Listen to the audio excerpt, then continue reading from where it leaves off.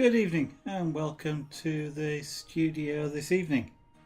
Right, well, we're going to be doing some more work on Amber the Owl. Amber the Owl. Blimey, that's a bit difficult to say sometimes. We want to do some more work in the face area and then we'll see how it goes from there. And that's going on all okay as well. We're doing two things at once here. And not only am I broadcasting, I'm doing something else at the same time. Well, sort of. I'm charging some batteries. I'm actually hoping tomorrow the weather will be fine enough and I can actually do some flying. Haven't done any for a long time. I fly model helicopters, so I haven't done any for a year. I haven't even... Well, the batteries have had a storage charge for a year, so I'm hoping that they're going to charge okay. One of them is currently on charge just over there.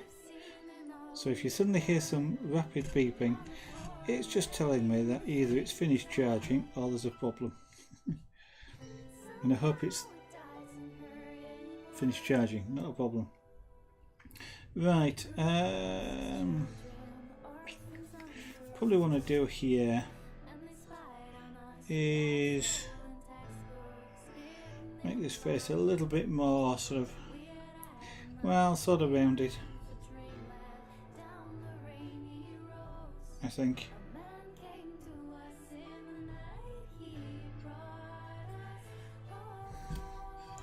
And I want this beak obviously to be more rounded.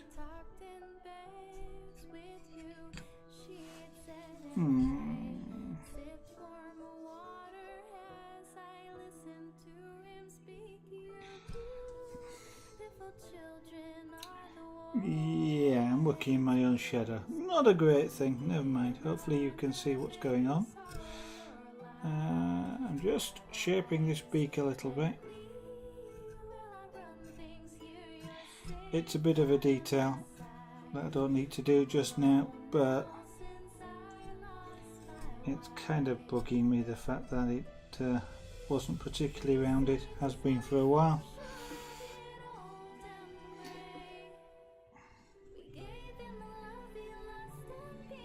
So just, yeah.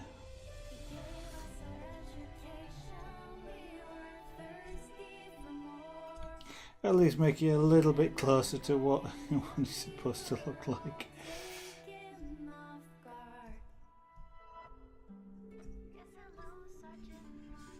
Yeah, oh well. We need to lower the face a bit. I need to shape the head a little bit more. This sort of feather cap I've got to sort out as well. So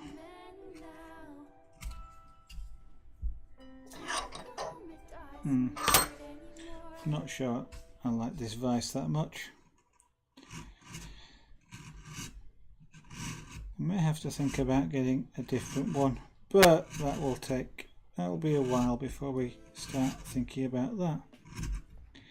So, good evening to everybody. Hope everybody's having, those of you that do have it, a great bank holiday.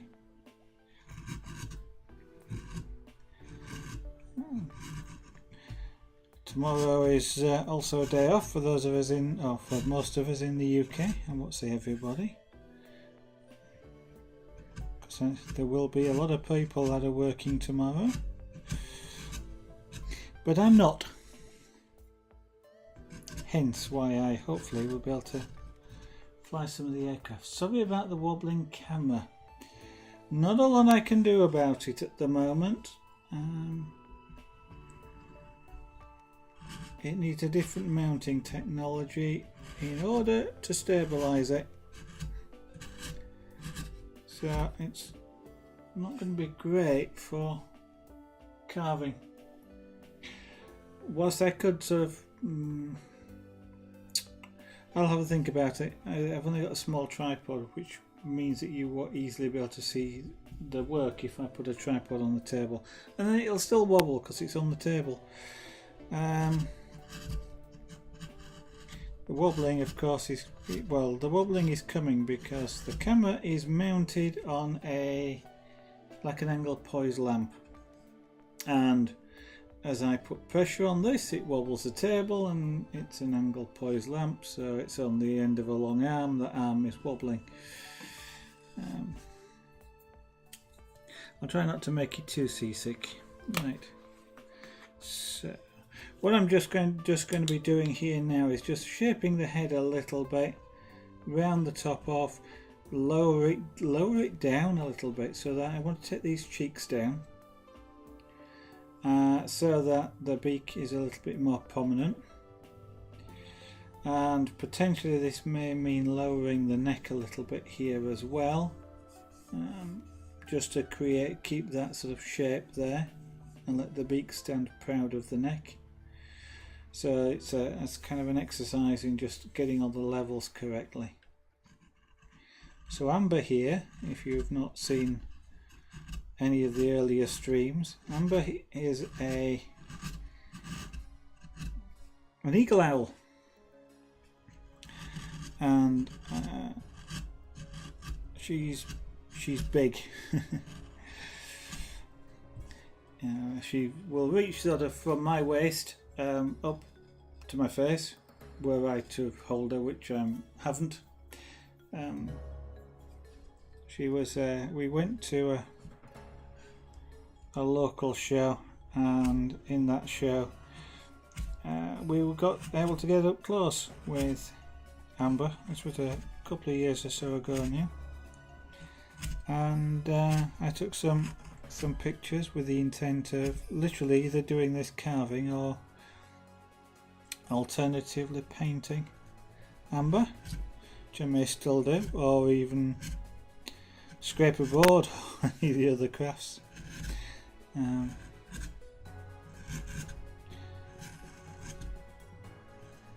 But they are big birds, are these owls.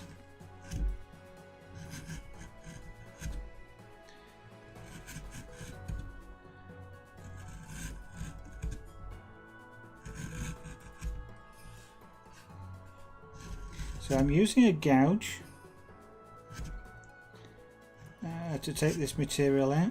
It's a lot better a lot easier to do it with a gouge than it is to use a flat chisel.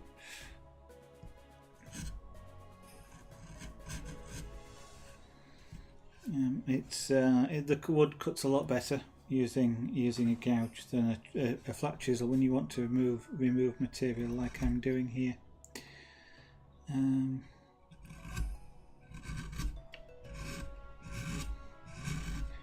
And that is down to the fact that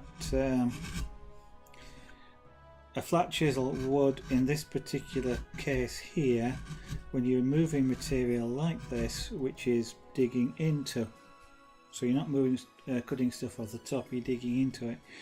A flat chisel would tear the wood to get it out, whereas the gouge, because it's got a U shape to it, actually cuts the wood out, so you get less chance of things happening that you don't want to happen if you use a gouge for this sort of work than a flat chisel. And indeed, gouges are the most often used chisel when you're carving. A gouge of some kind. They're the most versatile of the chisels. The flat chisels are not particularly very versatile. I certainly use them a lot less than any of my other chisels.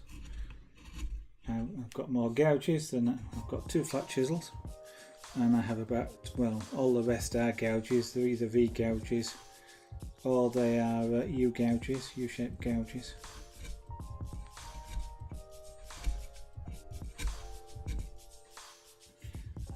It's going better.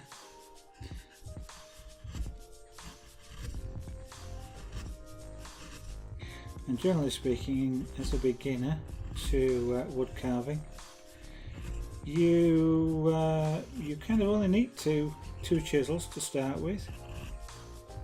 A U gouge, something like this, maybe, well, this one isn't bad, and a V gouge, and with those you can do quite a lot. This being a very shallow U can do more or less the same as a flat gouge, a flat chisel can do, apart from this flat smoothing on the background. So you'd end up, if you did it using a U gouge like this, it would have a slightly furrowed look, but that's about the only issue you've got with it. And to some extent some people might actually like that as a background. This chisel could do with a little bit of a hone. It's feeling a little bit blunt. So in just a moment we'll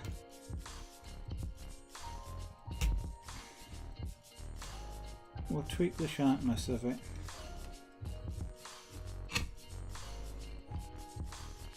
One thing you do while you're carving is fairly frequently you will end up restoring a sharp edge to the chisel. Now I've never actually sharpened these chisels that I've got here. There is actually no need for me to do so. They are still extremely sharp even now, although I'm sort of suggesting this one is slightly blunt. But essentially all it is it wants its very sharp edge restoring. And I'm about to do this now. What I'm doing here, this is leather. What I'm going to do is apply this, which is a polishing compound, and then I'm about to restore the edge on this chisel. So you could to some extent say I am sharpening it because it will be sharper when I've finished, but the actual operation is one of stropping, which is an exercise which restores a sharp edge as opposed to sharpens something to a sharp edge. And then I will turn it over. So this being a U-shaped gouge, that exercise of stropping is a little bit more difficult to do. Flat chisel is easy, you hold it, drag it backwards along the bevel, so you drag it back like that. With a U-shaped gouge you have to rock the chisel at the same time as doing that, maintaining that same angle. It takes practice.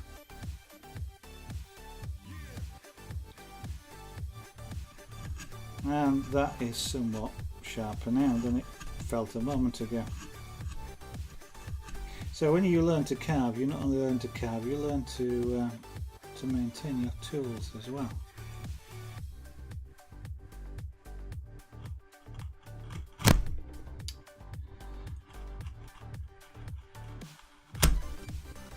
That's not very nice.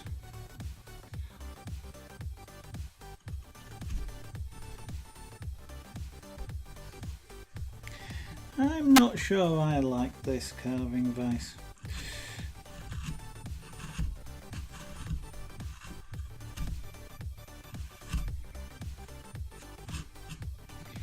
The one thing I have noticed is, like now, it wants to rotate. I don't want it to rotate, but it wants to rotate. As I'm pushing against this, I'm kind of holding the wood from rotating.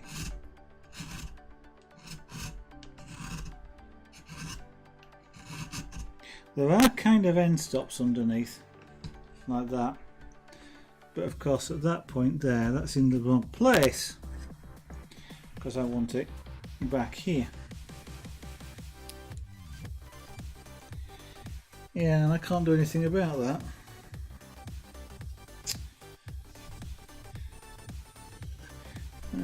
This particular carving vise is quite a popular style of carving vise. I am thinking maybe it works better for people who are doing three-dimensional carving as opposed to relief carving. All of the carving I've done so far has been done by clamping the work down to the table. That's kind of a little bit inconvenient to do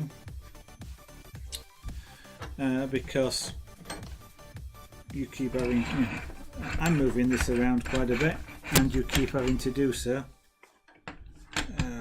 No, I don't like. I'm deciding that I do not. Excuse me a second while I just cut a piece of wood off camera. I'm deciding I don't particularly like this rice.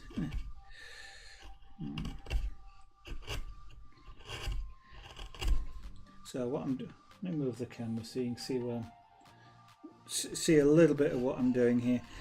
I'm trying to take this top off here, and I'm not fantastically comfortable with doing it like this.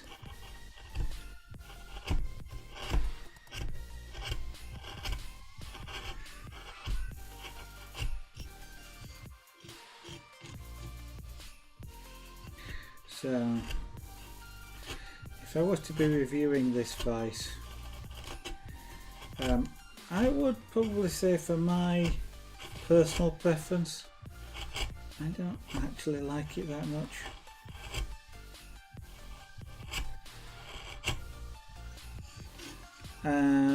As you can see here, it's I'm having to stick this quite a way out from the desk in order to actually be able to carve this top bit here. Don't like that.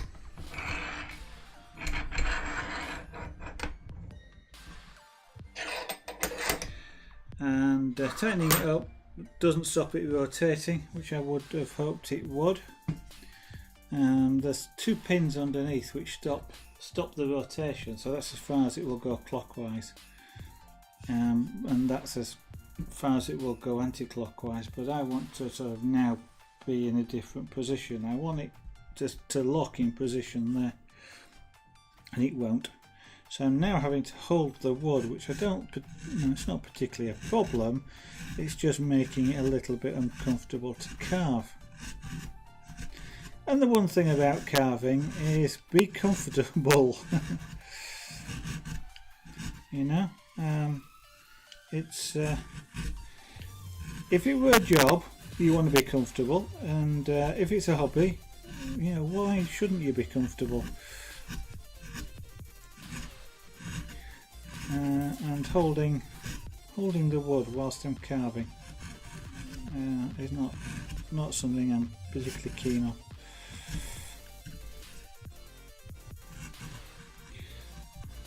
What the things I'm trying to do is maintain this eyebrow here as well as I just carved down. That's part of sort of the signature, if you like, of the eagle owl is these eyebrows. Now the wood though there is delicate, and it will break fairly easily if I'm not careful. I already have done, and I will have to shape that out. Let's switch to a smaller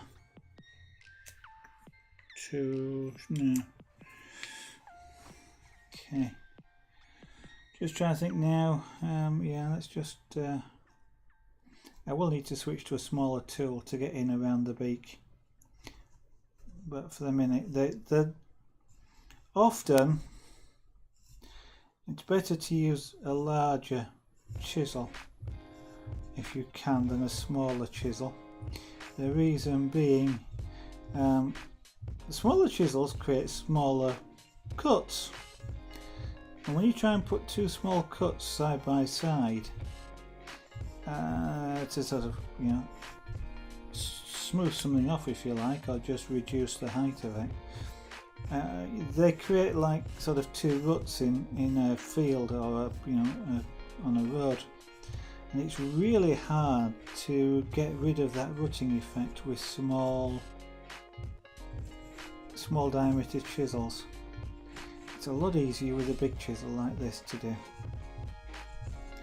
So you tend to want to use larger chisels, and of course the other thing about larger chisels, that's a hard word to say, larger chisels, is that they remove more material in one pass.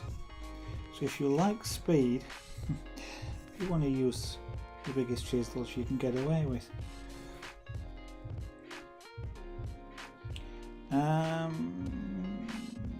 Yeah, let's see. Yeah, okay.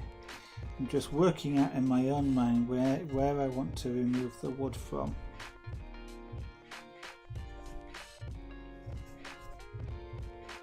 Once wood's removed, you can't stick it back on.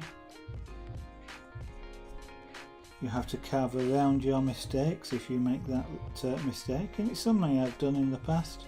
It's very easy to do when you're distracted, or you just lost the vision of what it is that you're trying to achieve with the carving.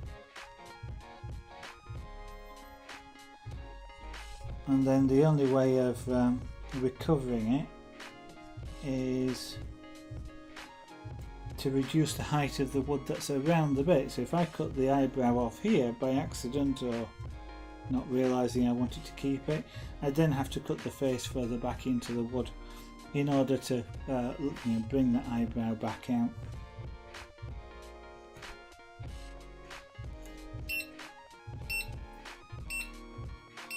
Okay, thank you very much. Just excuse me, what that beeping was one of the batteries that I was attempting to charge has just indicated it's charged. So as I've got a few of these to charge, I'm just going to swap the battery over. Now this one a moment ago complained when I tried to charge it. I think the voltages are probably it's not too bad. Let's see if this one will now charge. It wouldn't charge early.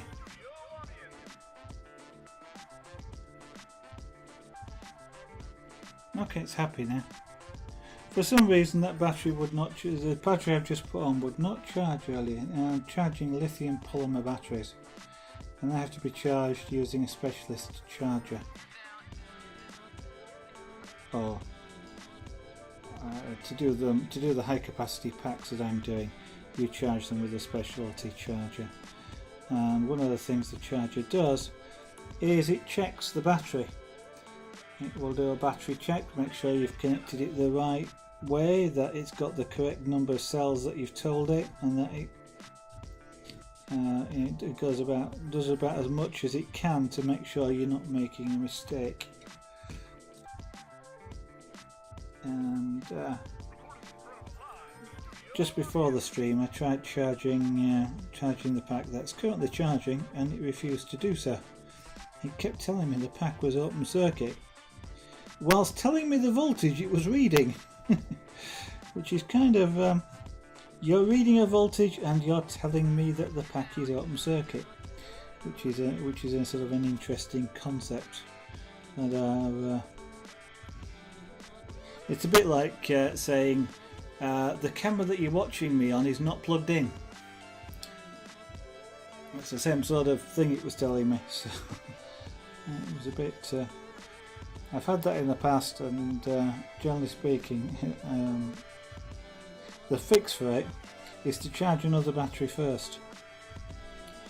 And I don't know what it is. Maybe it's there will be some characteristic of the battery where when the charger is cold, it just does not like charging it.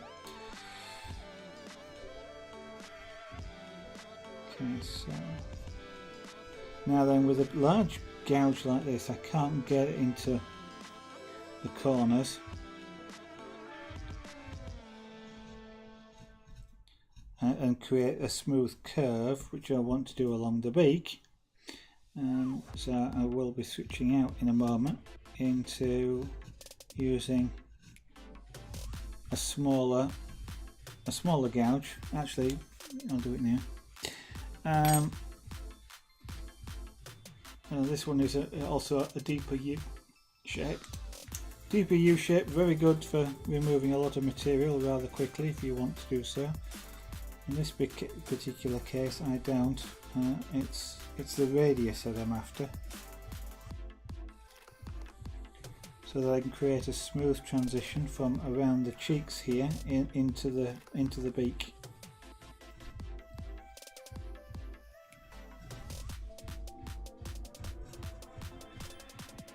So just following the curve around, taking a small amount of material off really. Now one thing about the eyes is they're kind of sunk a little bit, and the face is quite flat, so when you look at an owl, I understand that that helps channel the light in to the eyes, and also, you know, lets the eyes focus forward really well.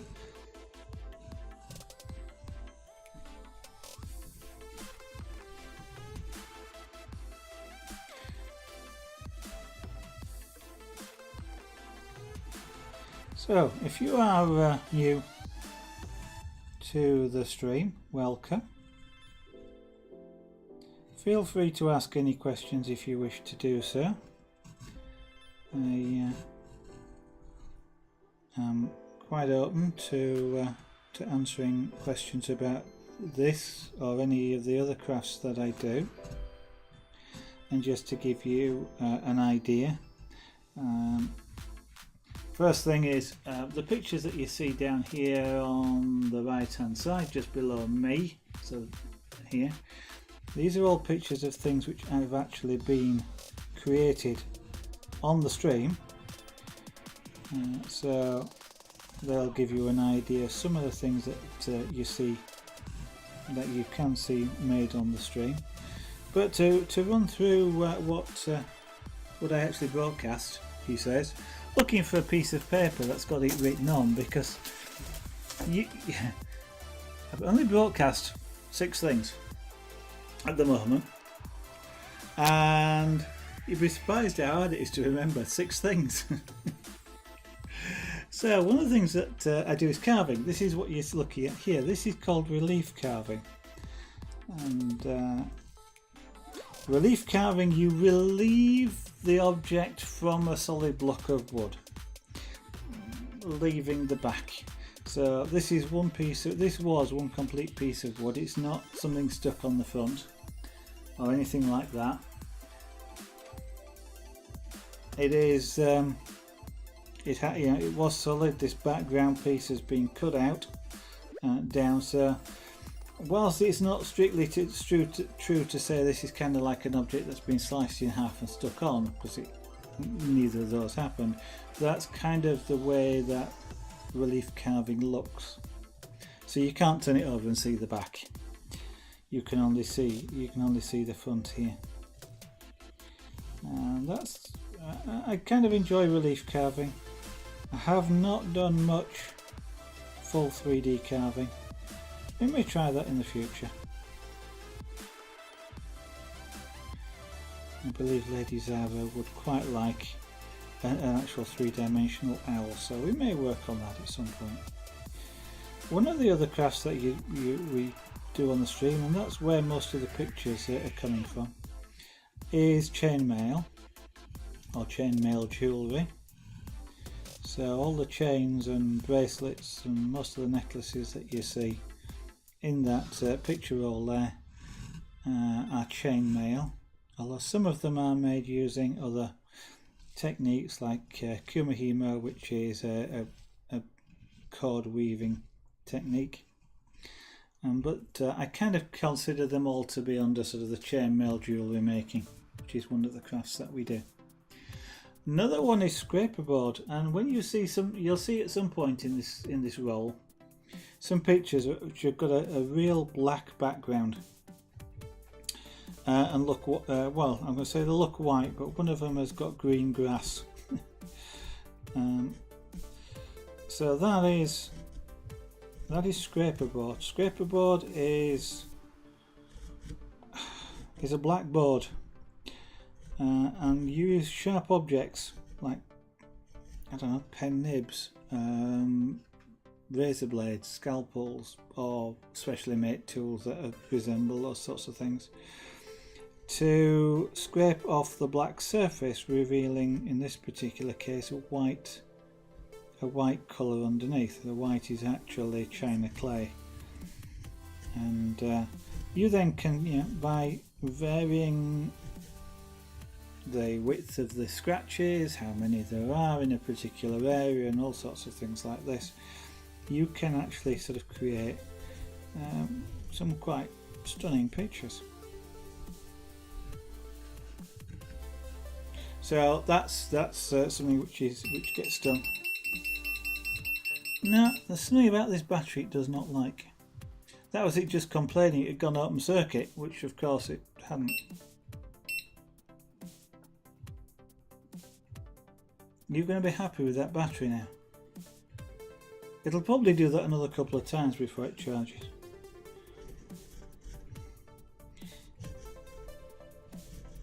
There is no protection circuitry on that battery, so it's not like it's a protection circuitry kicking in or anything. I don't know. And the battery itself is okay, to the best of my ability to tell.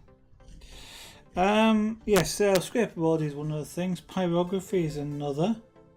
Pyrography. So any pictures you see on the right hand side that look like they're sort of a brown colour, that's pyrography. It's sometimes called wood burning, although the style of pyrography I do, we don't burn the wood. That's the last thing I want to do, is burn the wood. I sometimes describe it as painting with heat. It's akin to cooking the wood to some extent, or like you might make a piece of toast, for example, where you heat the bread and it goes brown, and that's kind of what we do with the wood. We heat the wood and the wood goes brown, and the more I heat it, the browner it gets, or the darker it gets, very much like toast.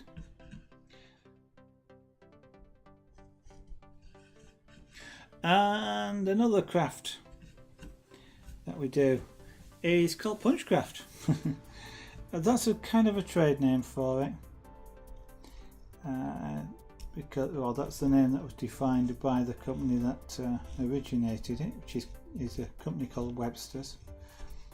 They're actually a UK company, and it's a technique which is it's an art form, a craft, which uses a technique which is very similar to the way in which rugs and some carpets are made, and that is, it's taking what is like a gigantic hypodermic needle.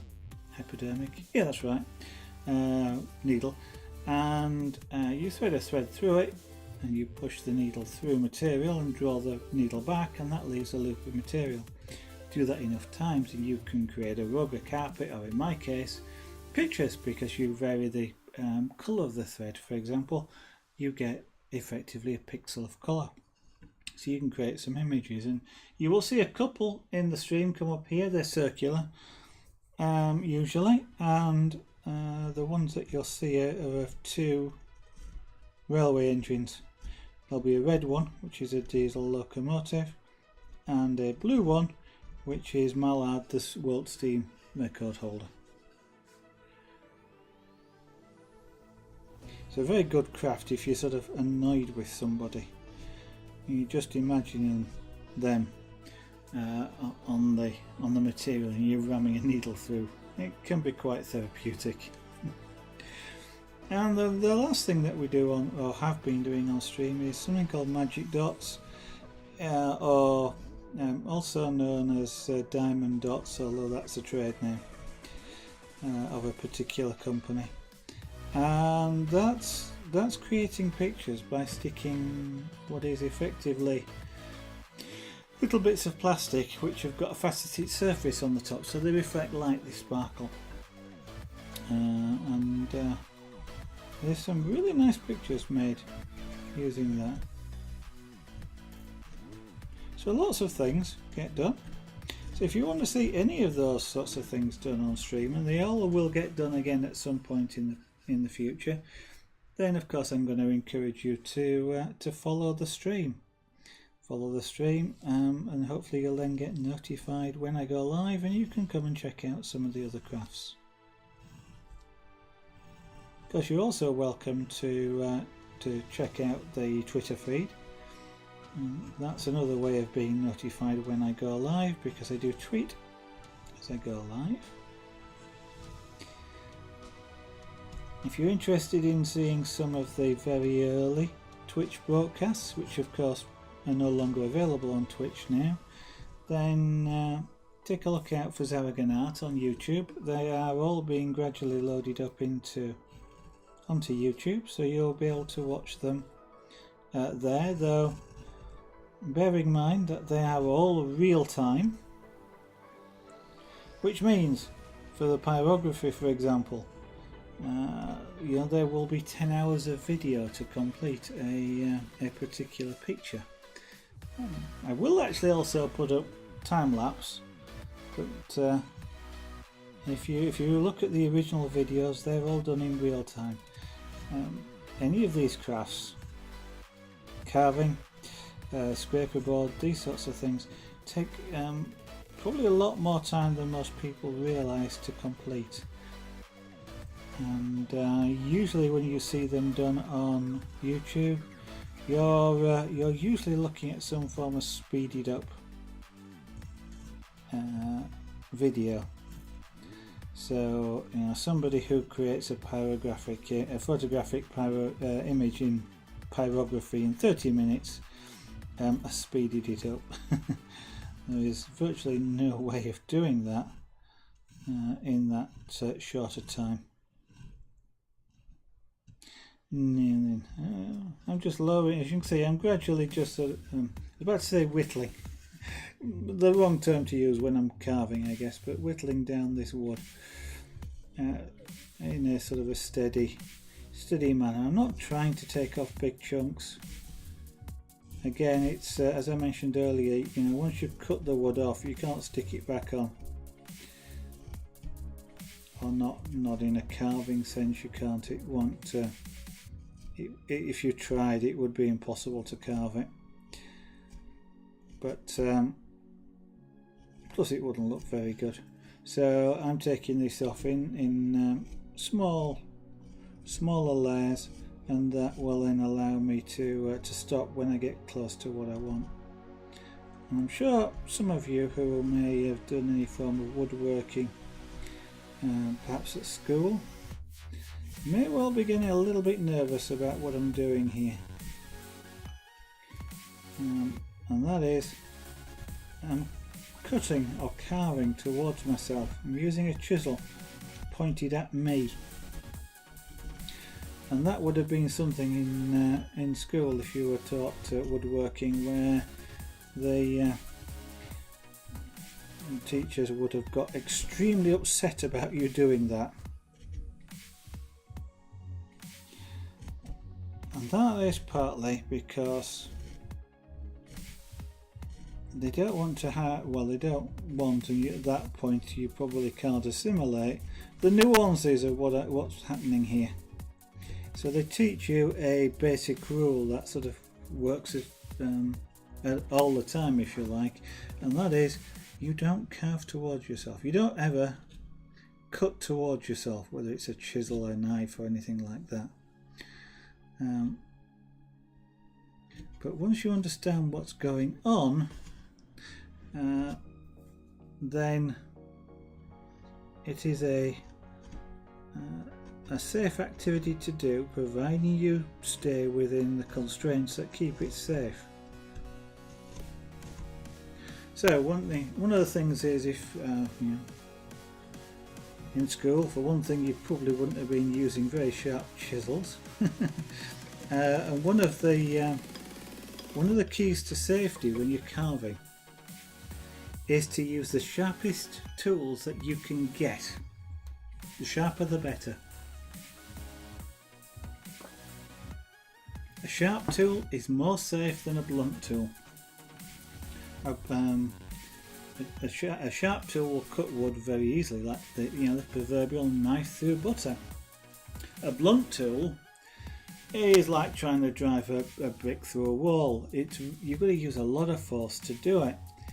And if I was trying to drive a blunt chisel through something, The most likely effective, apart from I'd probably have to put a lot of force into it, my arms and the whole body perhaps, to push this chisel. And the most likely effect is the wood will split, but at which point you'll just lurch forward. You know, you've got that much force, you just can't stop.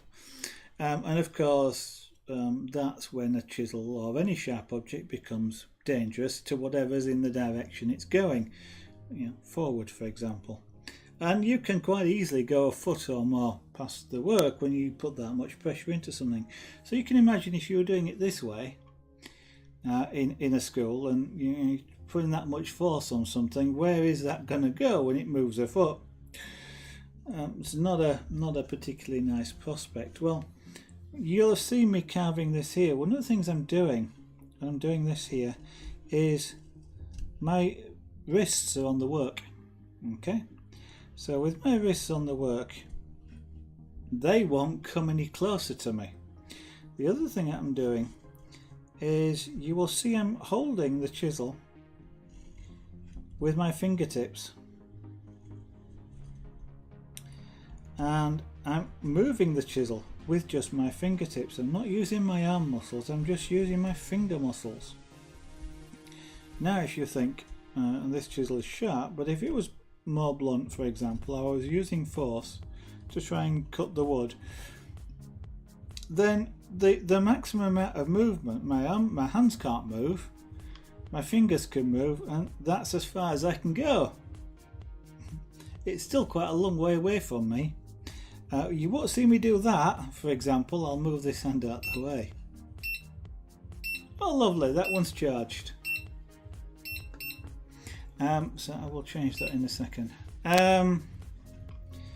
So that's, you know, that's the difference, if you like. I would not grab a chisel like this and pull. There's no way of doing that. That's a really dangerous thing to do. But you know, putting my hands there to act as a stop, driving with my fingers, not with my hands or with my arms, and this becomes a lot safer activity.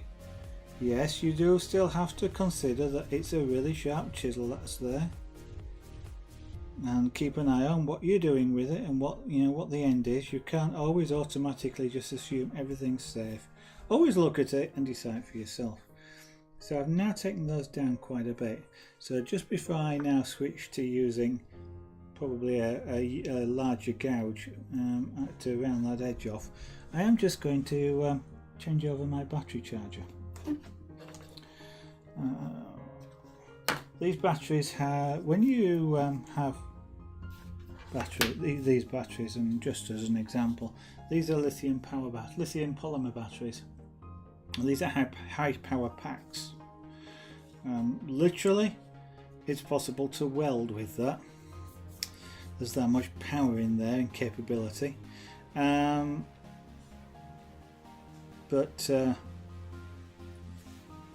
when you store them, you're not going to use them for quite a long while, then you do something called put a storage charge in them. It's better for the batteries to be stored sort of halfway between fully charged and flat. You don't store lithium polymer batteries either flat or fully charged for long periods of time. It's not very good for them. Now it's a 3S, so I need to just update up the charge rate on this.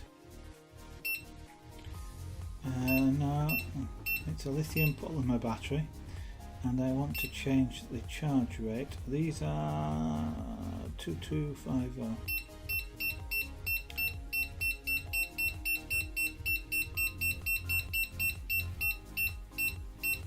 2250 milliamp hour. So usually with chargers like this, they're intelligent chargers. You tell them what the size of the battery is and how many cells it's got, and it works out the charging rate itself. So that's what I've just been doing there, is just telling it the capacity of that cell or that pack, and that's busy charging now. So yes, those batteries have been stored sort of half charged, and they just need to be brought back up to a full charge now in order to be usable. Right, so the wood grain changes direction somewhere around here. I can tell by how rough this is. And when you're carving, the direction of the wood grain is important, especially if you want a clean,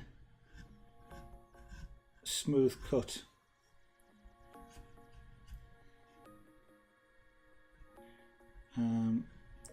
If you start carving with wood in the wrong, carving in the wrong direction, then you tear the surface of the wood, and it doesn't cut very cleanly at all, and it looks rough. And like at the moment there, just at that point there, the chisel didn't want to go, and it still doesn't. And that's because of the wood grain. And one of the things you learn to be sensitive to is that feel when the chisel stops like that, because the wood grain, you're cutting in the wrong direction to the wood grain. And it is kind of important to learn that, because if you know, that's what stops you ruining a piece of wood. And again, I'm using this now to smooth out the ridges that I created a moment ago using that U-shaped gouge.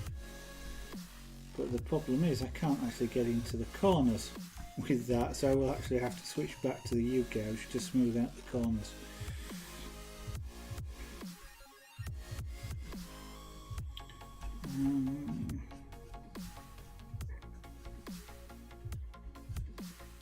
What I need to do is just do what I've done on this side here to bring the head feathers into a little bit more relief, so they stand out a little bit more there. Now then, can't remember on this side. Whilst you're carving a piece of wood, you'll start to remember where the wood grain changes direction. And this one, for example, I need to carve this way.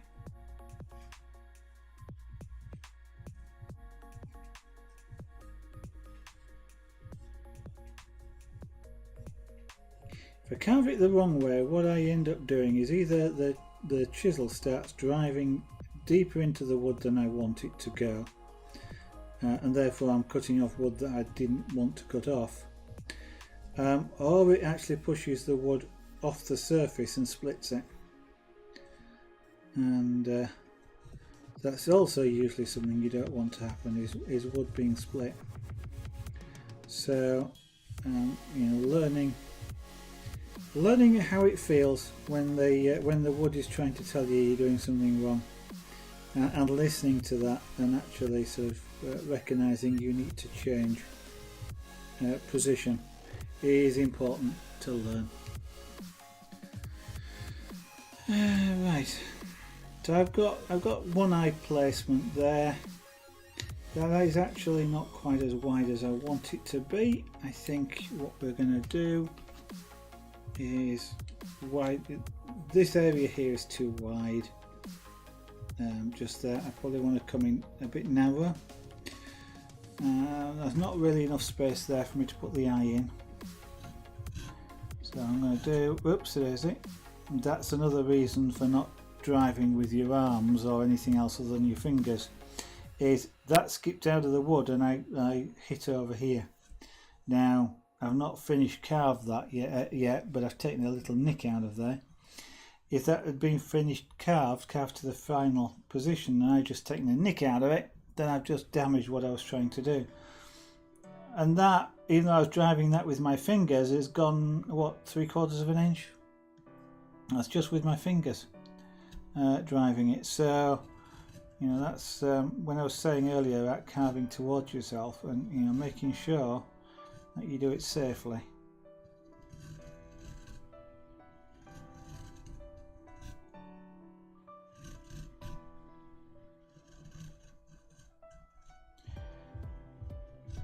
One of the other reasons for using gouges is what I'm doing here I could not do with a flat chisel. The flat chisel being flat, if you take a look at this, it's got this sort of spoon effect, and what that allows me to do is actually to change the direction like this and come back out of the wood. A flat chisel couldn't do that. There would not be enough of a bend to let it go in that direction. Now, because I'm moving the handle of this chisel around so much, I am actually driving this now with my arm, but I'm doing it very gently. I'm taking just my time on it. I do not want to be putting a lot of force onto this, and the fact that the chisel is sharp helps enormously in that, because you don't need to apply a lot of force. Now I'm carving here on a wood which in America and quite a lot of places in the world gets called basswood. It gets called basswood in the UK, but it's also often known as European lime. It's a great wood for carving because it's relatively soft but takes detail quite well. A lot of woods that are soft, if you imagine balsa wood for example, I don't know if you're familiar with balsa wood. Balsa wood is balsa wood's a hardwood technically, but it's actually very soft when you come to cut it. But it doesn't hold details very well. If you try and put a lot of detail into balsa wood, it sort of looks like you tried to carve a sponge. It's very sort of soft and not, you can't get crisp details. So basswood, European lime, is a very good wood for that. There's a lot of woods that will take detail, but can be really hard. Ebony, for example, is almost a black wood. It's or mahogany, for example, another one. Woods which are really hard often will take a very fine detail, really nice crisp detail, but they are because they are hard, they're immensely difficult to carve. Take a lot more skill than a softer wood to carve, like basswood. So this is a great wood for beginners like me.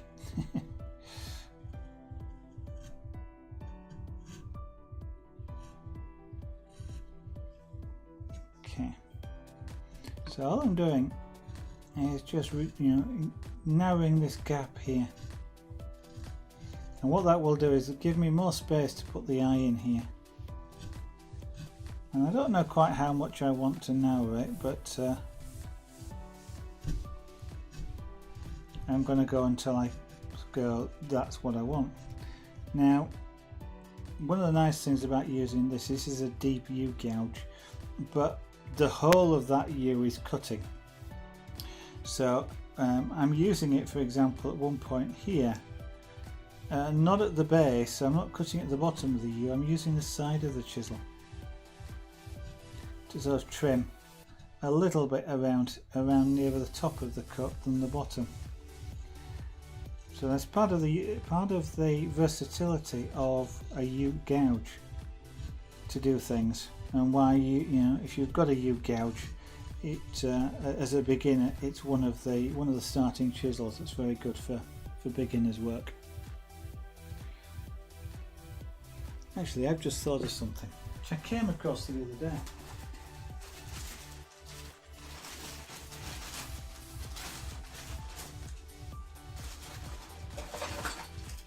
I just thought I'd show you something for those of you that are watching. This is a chain. Quite clearly a chain, but this is made out of wood. Okay. These links are solid in one piece. They have not been cut or stuck together. Well, I don't know if you can see that, but they are one piece of wood. There's no cuts in it, there's no joins, and there's 1, 2, 3, 4, 5, 6, 7 links there, and this was originally one solid piece of wood. So you can do really odd odd things with carving, and this was carved just to see if I could do it.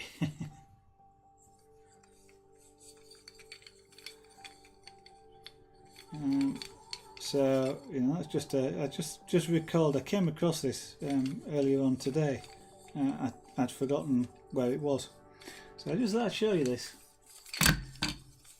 At one point I did have a ball in a cage, but I don't know where that's gone. If I find that, I will show you that on stream on Monday, or maybe we'll carve another one. But actually sort of a ball inside a cage, carved out of a solid piece of wood. And so the ball is actually carved inside the cage, and it's not put in afterwards. So whilst you know in some cases that's either an optical illusion or a trick about the way the thing is sort of made or put together, it is possible to actually do that and have an object carved exactly inside something. I will admit it's not the easiest of things to carve. It can be a little bit frustrating and challenging to do, but the chain is always an interesting one for people looking at it and trying to work out just how it was done. Most people start by looking for the join, where you've joined the links together. And whilst you obviously don't get the opportunity to examine it like that, I can assure you there aren't any.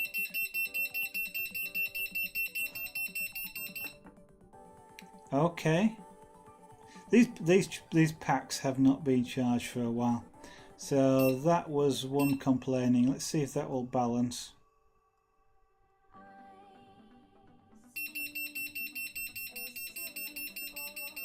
Yeah, one of the cells is too high.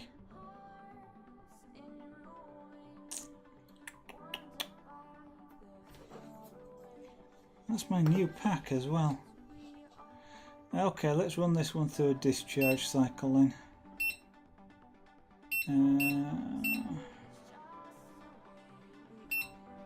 Lipo.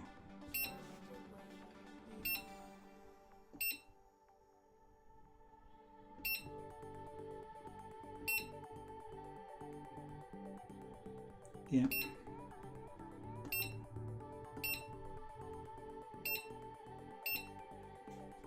Good me doing two things at once. So that was the lithium polymer battery pack. One of the things you do if you're when you're charging them using specialist chargers like this is it is important that with batteries that contain more than one cell, so you know, the equivalent would be like a battery pack of 2 or 3 AA cells, AAA cells. In my case, I've got 3 lithium polymer cells in the battery pack. It's important that they all have the same voltage and charge in them, and the charger is continuously, whilst it's charging, is continuously balancing those cells so that they always have the same charge in them. Except just then what it did was complain that it couldn't actually do it. One of the cells had gone to too high a voltage for it to actually balance it properly, and it was basically giving up. So what I'm just doing with it now is I'm going to discharge the battery under controlled conditions. So the charger will actually discharge the battery under controlled conditions, and that should even out the charge, and then I'll be able to charge it again properly. Now then, as I was carving around there, this wood started tearing a little bit, going rough. That's the indication that I'm doing it in the wrong direction. Unfortunately though, what it is one bit of the wood wants to be carved in one direction, the other bit wants to be carved in the other. The grain is probably changing direction just at this point in a really awkward place. Yeah.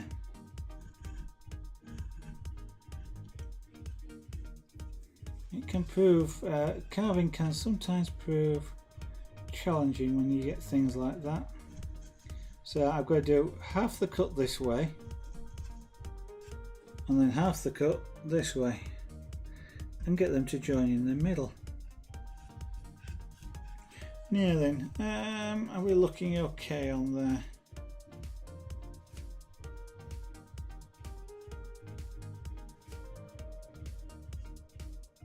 So that's going to be the eye in that sort of space there.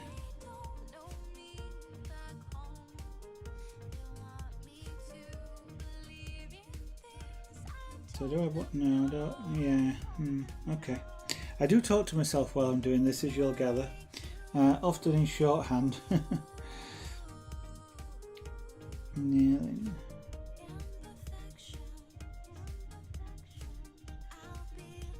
Okay, switch gouge. I want to try and smooth these off again now.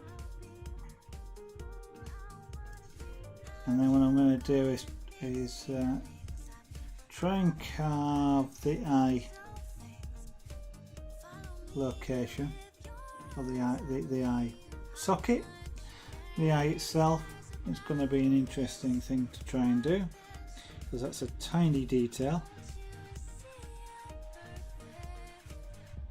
Now then, one of the things that I can do with this chisel, which I couldn't do with the other gouge, just because this is a shallower gouge, is this area here where I've got the problem of the grain changing. I can actually use the blade somewhat like a knife by moving it sideways, and that cuts the wood in a slightly different way to the way in which a chisel would cut it if you drive the chisel forward. And that, because I'm slicing it, I've got a little bit more leeway in terms of cutting against the grain.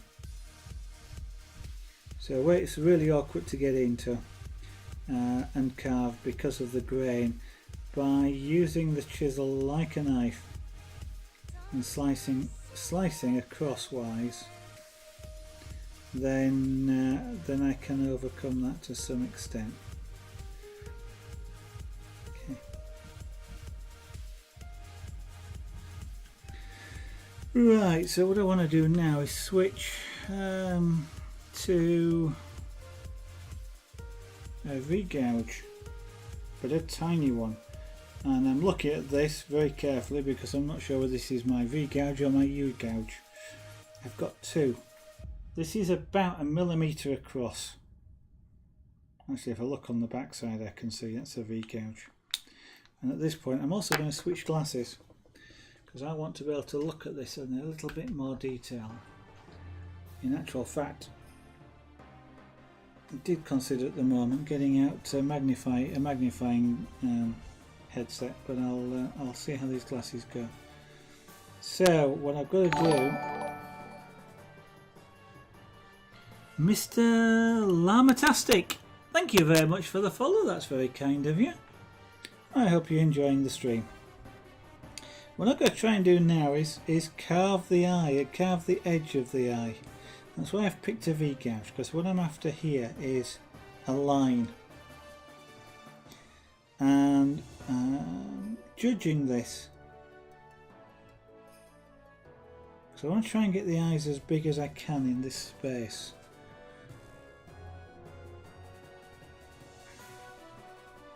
So I'm gonna kind of come. Well, I'm just sort of drawing it out. Kind of come around here.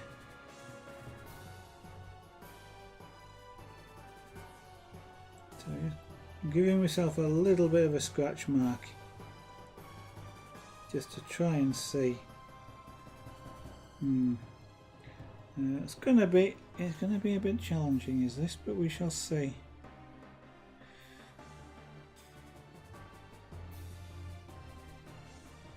So I'm kind of using this this V-gouge now like a pencil.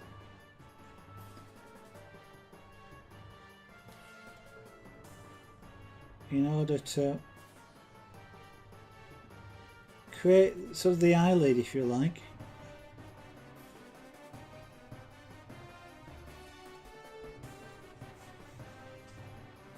Now this takes a bit of concentration, so excuse me if I go silent whilst I'm doing this.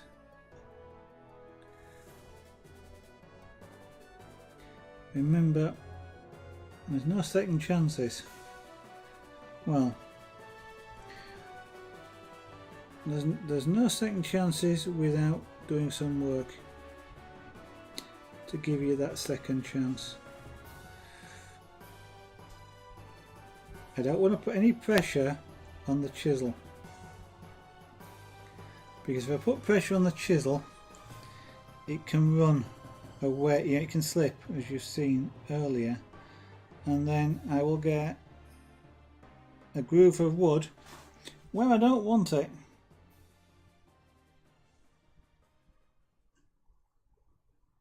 So yeah, literally doing that with minimal pressure. Now I don't know if you can see, but I've now got something that looks, it's a bit, can I lift this up to the camera so you can see it? Not sure the camera's picking that up, but I've now outlined the eye.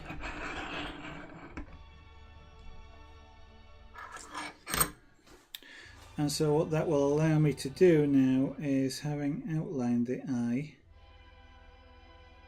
just follow the same groove, but now what I'm doing is tipping the tool more to the left side. So the right side of the chisel is now vertical. This is a 60-degree chisel. So instead of holding it like that, I'm holding it to one side. And that means that the outer edge of the cut is vertical and the inner edge has got a slope on it. So it's a bit like I'm cutting the eyelid. The eyelid, of course, is got a vertical edge on it, and your eye underneath, of course, is curved.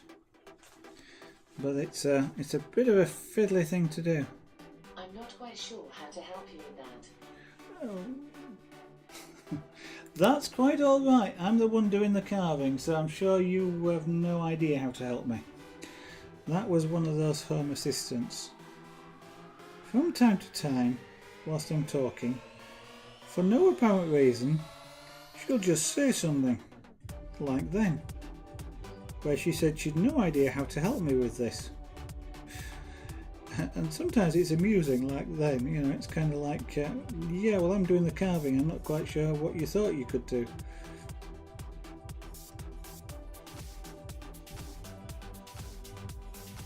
Now, one of the real pains of this is when you get a change in grain direction, and you literally have to sort of try and do something backwards.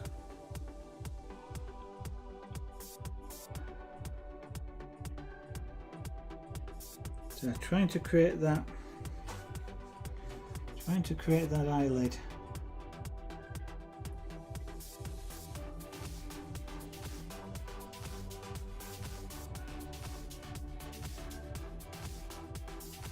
And this is about one of the most fiddling jobs of carving that I've ever had to do.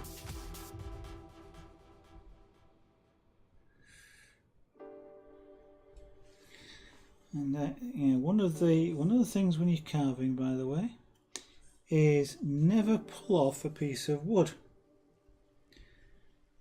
Always cut wood when you're carving.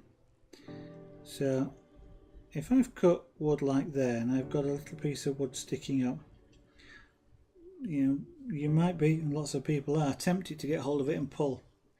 If you do that, one of the things that you're likely to do is tear a whole length off, which will spoil your carving. So always, when you're carving, always cut the wood off. Never ever pull it off.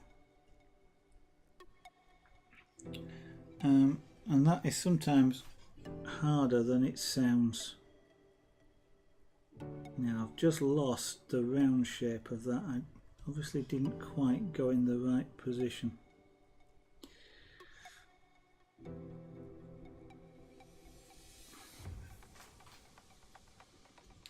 Now then, there's no way I can get a pupil in this, but one of the things I probably will do once we've finished carving is apply a little bit of pyrography to this.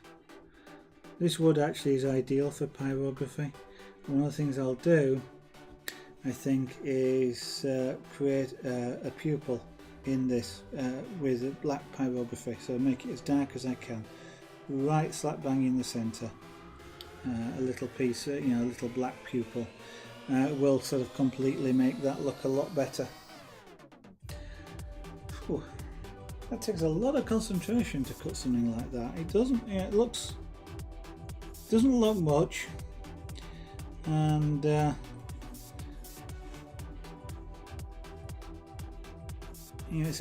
all it is a circular cut, but it takes a lot of concentration and control to do it, and it actually is really surprising just how tiring that can be. It can be more tiring to cut something like just that little round circle there than half the rest of the carving.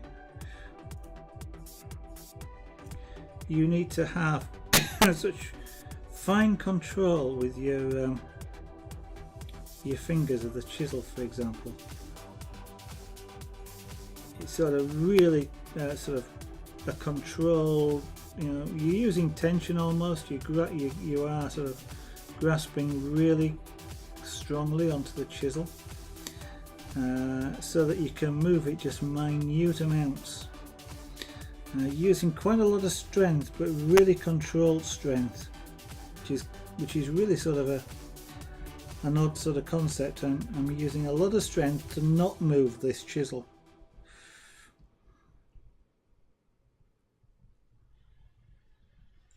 With some of the fiddly details, one of the things I have to watch for is that I can end up with cramp in my fingers after having done just something like that.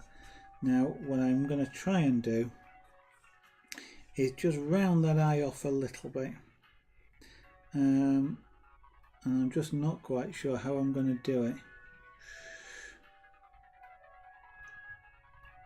I'm going to try and do it with, I think, is the edge of this V gouge.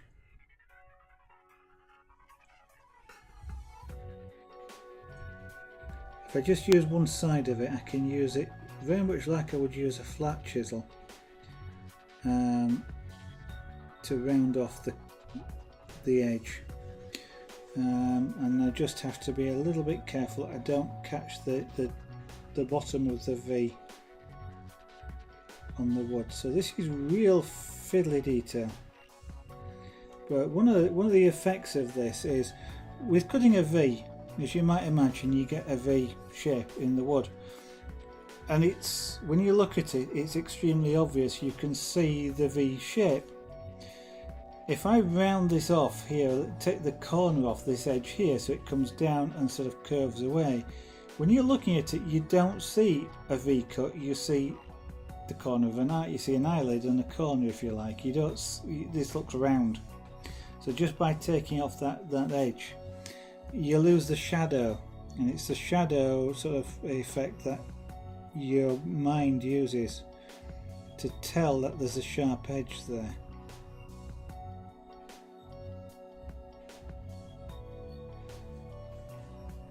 So just with a little bit of work, what I can do is remove that perception of the sharp edge, which your brain then goes, oh, that's an eye, an eye's round, even though it actually isn't carved round.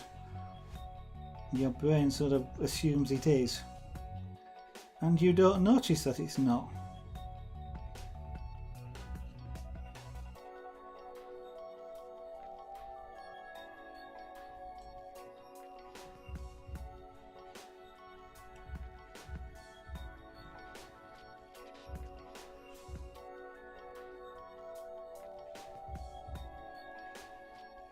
Because if I apply pyrography to this, pyrography is a bit like painting, in that I can hide or accentuate some of the detail.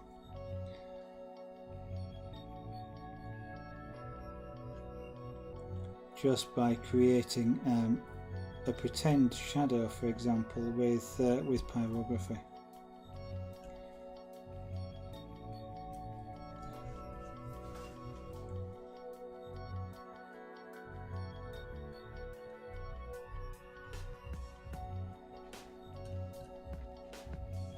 Now, whilst I have a flat chisel, I don't want to use it in this area, just because it's relatively speaking a large chisel, especially compared to this. And if I use it, I'm more likely to cut more than I intended.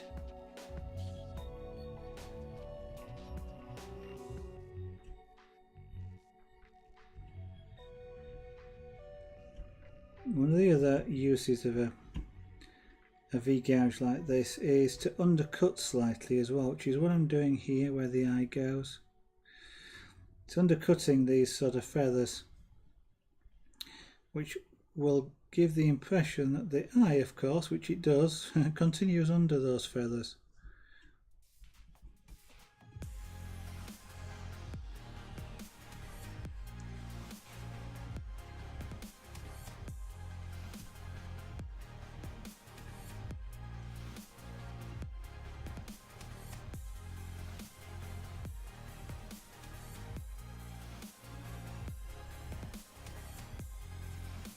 Now then, again, in this particular case, I'm fiddling with the detail. Normally, when you talk to do pictures or anything, what they're usually telling you to do is do the big things first, and then go finer and finer in detail. It's not the way I work. I like to try and do that, but it's not. I don't usually end up doing it. I will get something like this eye, and I might spend quite a bit of time doing this, doing a detail where I've got some rough carving to do elsewhere. But there is no right way or wrong way to do this. To create your art. Want to do the details first, do the details first. This is about enjoying yourself, and if you enjoy yourself more by working on a bit of detail, then go ahead and do it.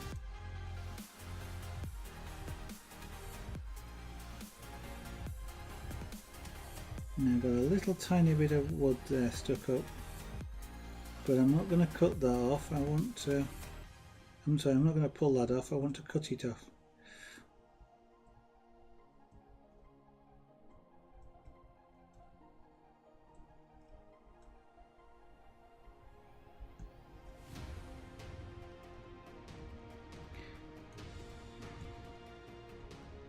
There we go.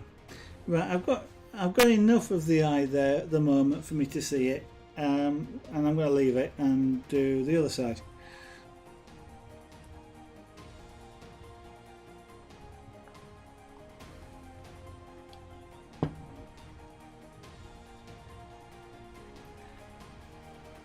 Because they're more or less in the same place.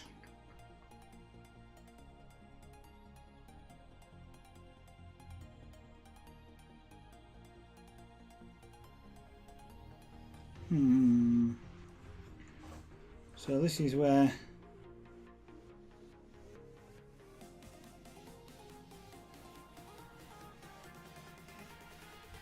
actually what I could do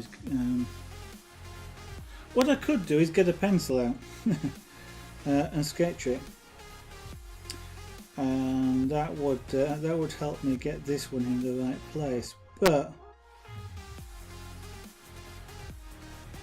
I don't know where my pencil is.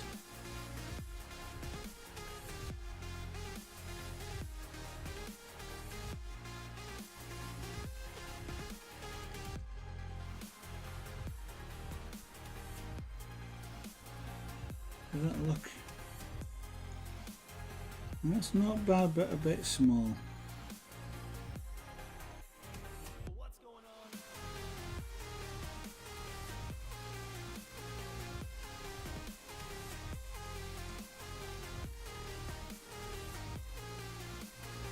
Okay, let's have a look now. Right, so I've gently scratched in there where I want to cut.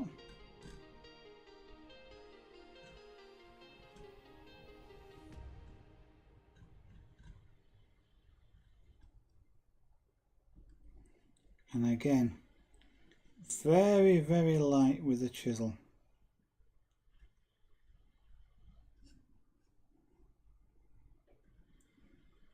I can take multiple passes, I don't have to do this in one pass.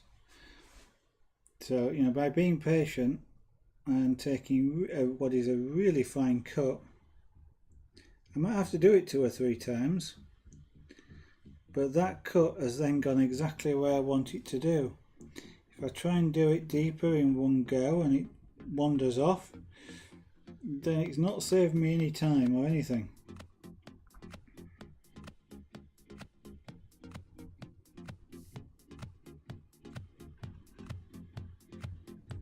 Now obviously, as skill develops,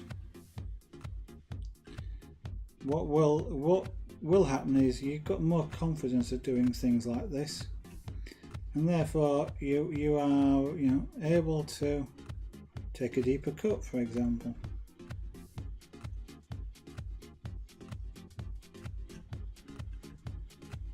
Right, now I'm going to come the other way. So I'm kind of going to be driving this left-handed. Sorry, I kept knocking the camera there.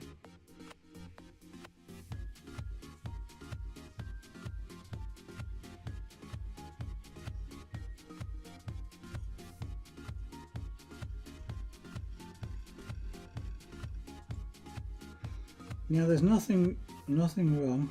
I'm going to say nothing wrong. One of the things I'm doing here, and you might notice it, you might not, is I'm not running the curve with my fingers. I'm actually using my whole body. I'm pivoting on my leg.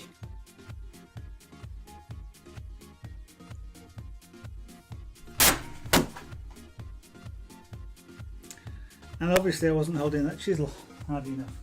And you might notice I jumped backwards. Chisels are sharp. Don't try and catch them. Get out of the way. Mr. Lamatastic, thank you very much. Well, have a good night. Thank you for dropping in. Thank you very much for following.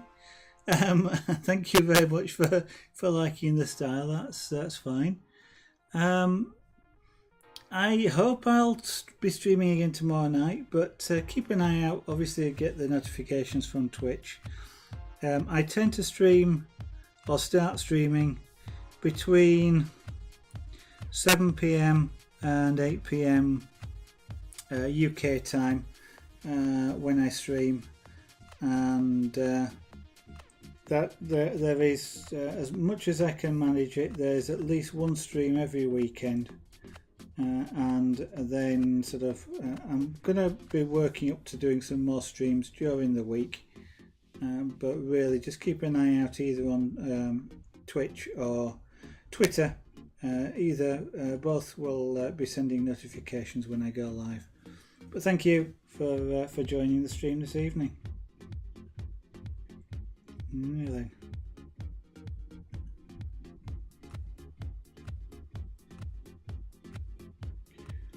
So like I did on the other eye, I want to undercut under here.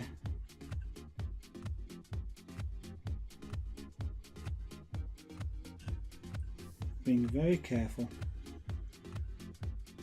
Now that piece of wood there is still attached.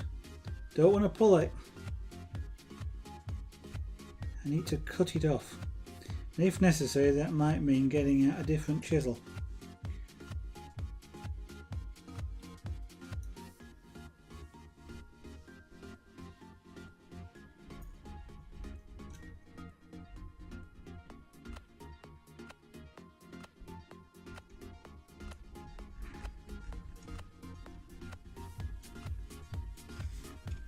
Can I turn that a little bit that way? Well, that's better.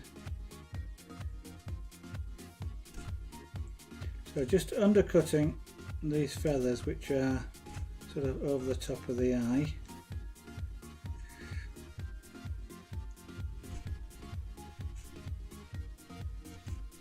To just create the impression that the eye does what it does, which is go under the feathers. So it's kind of like it's looking through a fringe.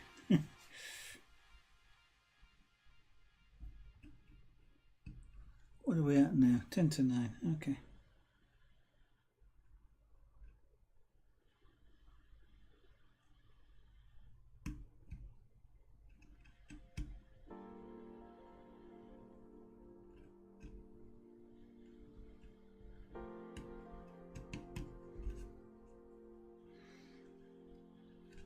Right, so again, round off the eye slightly. It'll be something we come back to, but just a small amount of detail now, just to satisfy me.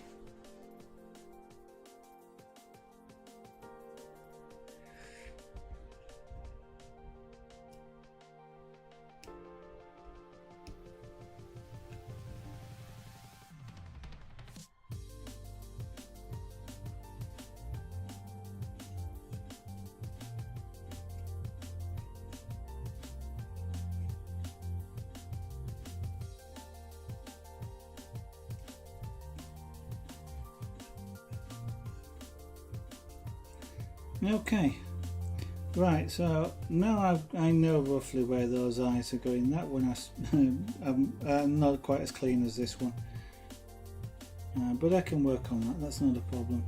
Now I want to shape that beak. So this is, I'm now going to switch to a flat chisel. Incidentally, for anybody looking at it, the people usually pick up on this with a flat chisel more than the other gouges, but you'll see this chisel and the shiny bit, which is the bevel, and that's the cutting edge, not the flat edge. So the bevel is the cutting edge, and I often have had people say to me that I'm using the chisel the wrong way up. So when I cut this, I'm using it like this. And they often say you're using the chisel the wrong way up, especially when I'm driving downwards. That's when people tend to notice it more. And I'm not, by the way, if you think that. The bevel, the shiny bit, is the cutting edge. The cutting edge is the bit that you hold flat against things. So if I'm driving this straight down an edge like this, then I am actually holding the bevel against the surface I want to go straight down. So I'm holding the chisel at an angle, as you can see there, to do that, and that's correct, not that way around, not the other way around. Part of the reason for that is if I drive it this way, one of the things it will do is start to prise the wood away, and I'm going to prise the wood away that I don't want. And by doing that, the chisel will go straight down. If I turn it around, as most people think it should be, or tend to think it should be, with the flat edge against the piece of work that I want to keep, what happens is this bevel edge makes the chisel want to do that, and therefore you start to go in to the piece of wood that you want to keep. And it's the same actually if you work on a flat piece of wood. If I'm wanting to flatten this off, for example, if I try and do it this way, what will happen is the bevel will cause this to dig in, and I'll end up driving into the wood, and I won't actually end up smoothing this down. I'll be creating a dip in the middle. If I do it this way, the bevel tends to want to keep the thing on the surface. And the other thing about the bevel is if it does dig in slightly, I can rock this chisel back on that bevel, and it then starts to come up out of the wood. So the bevel is the cutting edge. Right, so I'm going to shape this beak a little bit.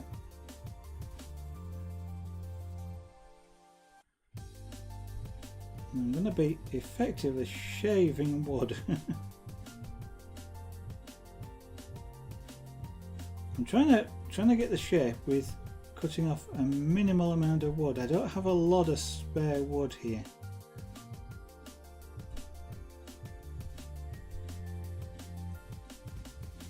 So I don't want to take huge bits of it off. And I'm trying to, I don't really want to cut the face any further down in order to get the beak, but if I cut too much wood off, to get the beak, what I'm going to need to do is cut the face further back again, and sort of the work that I've just done I've got to do again. So I am looking to try and keep this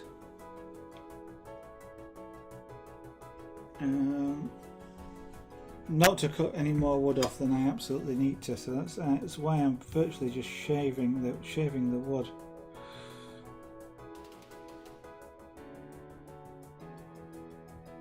Taking little tiny cuts.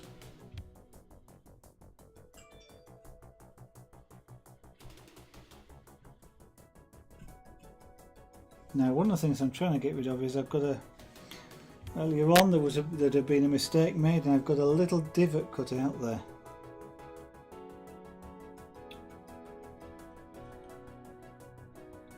Actually, this wants to move over slightly.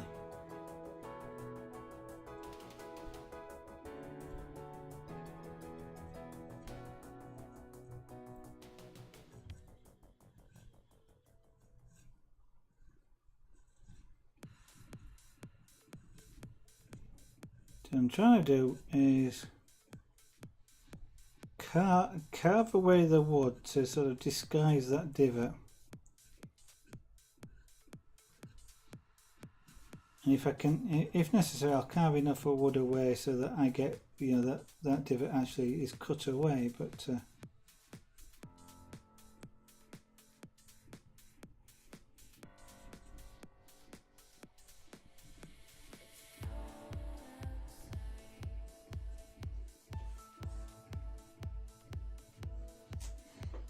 now the beak is sort of too fat really at this point.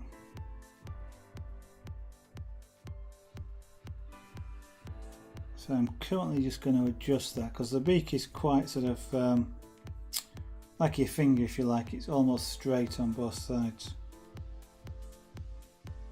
And at the moment it is very much sort of triangular shaped.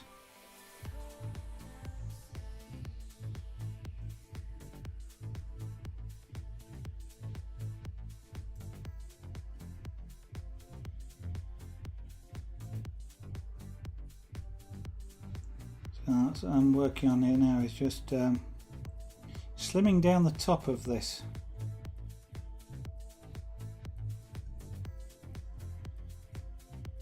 Now this flat chisel isn't ideal for this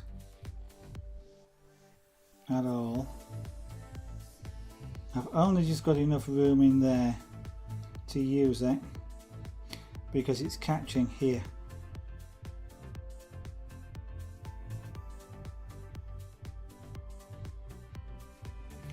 But one thing, well, I suppose what I can do is I can work vertically, but I won't get a smoother cut as I'm looking for if I do that.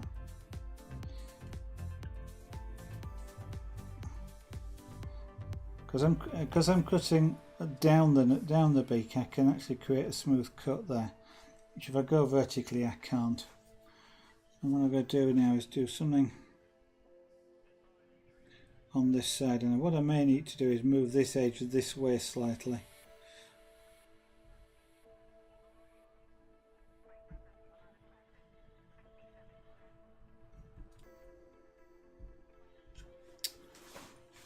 I've got that wood grain switch of direction. It's going to be a bit of a pain.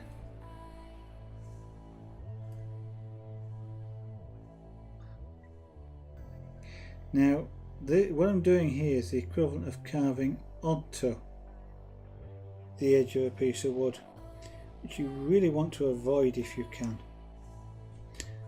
It's really hard to do. In actual fact, I'm going to try coming straight down, and then I can fix it, smooth it out from the other side. if you try and carve onto the piece of wood, it's really hard to position your chisel in the right place to come onto the piece of wood with exactly the right depth of cut that you want. It's significantly easier to carve off a piece of wood, so to come this way and on over the edge, than it is to try and come this way onto the edge. It's really difficult to carve onto wood. Now, in doing this here, I'm going to be careful that I do not put any pressure on, because it would be really easy to slice the complete beak off.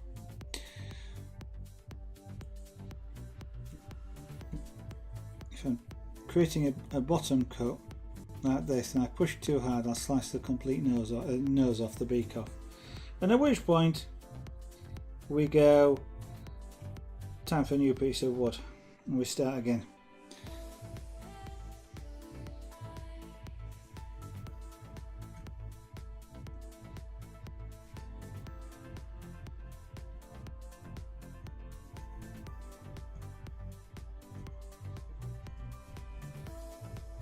Now, I'm not fantastically comfortable with carving in this direction.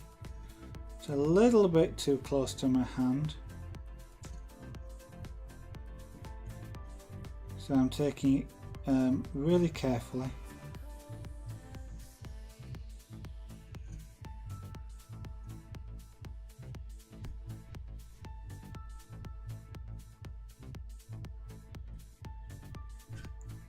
Got to come down, there's no way I can get in with the chisel.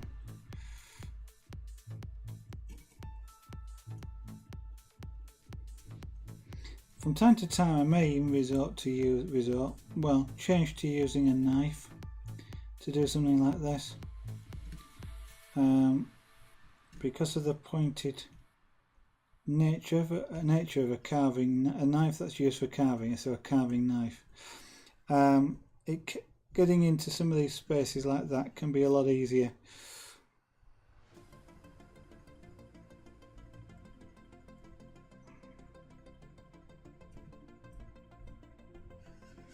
That's really awkward.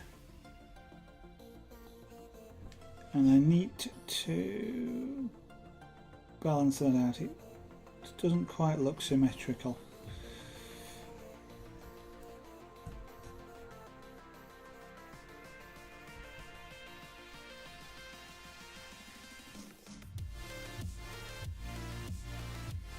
Okay, now to fix the bottom here, I've got to switch to using the gouge again, because I want a rounded transition.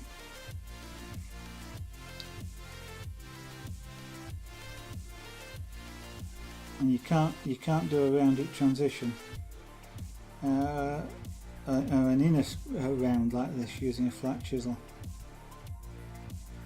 You can do an outside round using a flat chisel, but not an inside one.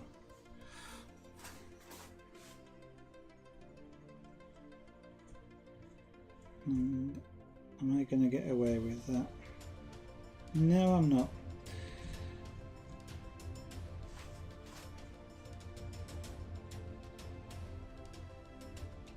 Now I've got I have to carve on here.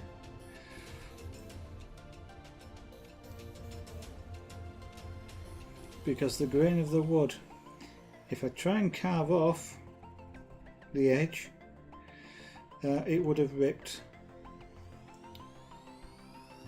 and would have torn the edge.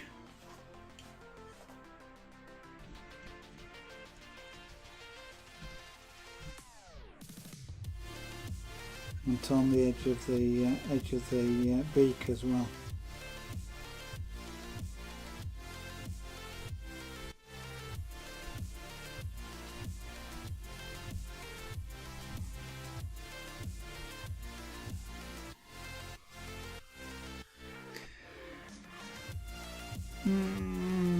That shape's not quite right. It's a bit of an odd angle, but we'll work with it.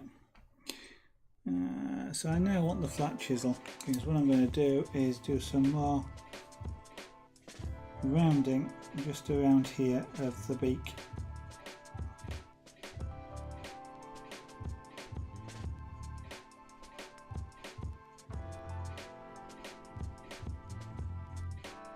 So I can round an outside edge with a flat chisel. I can't do an inside edge. And when you're rounding with a flat chisel on the outside, effectively you are, if you think of a square like this, and you cut that bit off and this bit off and that bit off and so on, so you go into 8 sides, it's more rounded than the square is. If you cut the corners off, it goes to 16 and it gets more round looking. The more corners you cut off, the more you approximate the curve. And that's effectively all I'm doing when I'm using the flat chisel on the outside here, is I keep cutting off those corners. So I'm approximating a curve, but in actual fact what I'm actually doing is just creating lots and lots and lots of little tiny sides.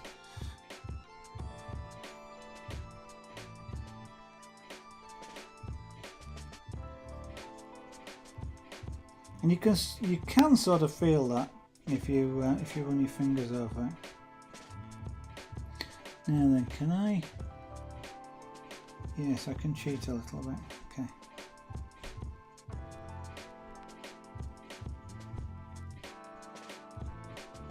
I've still got that divot down there.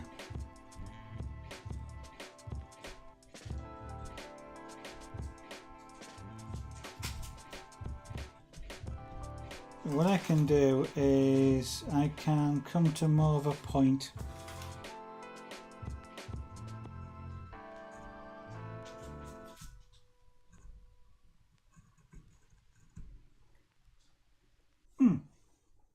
That was the end of that track. That stopped rather abruptly.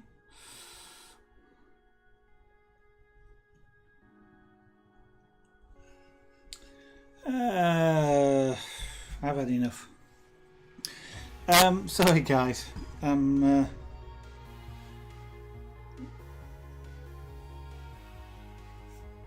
just then my neck just said I've had enough.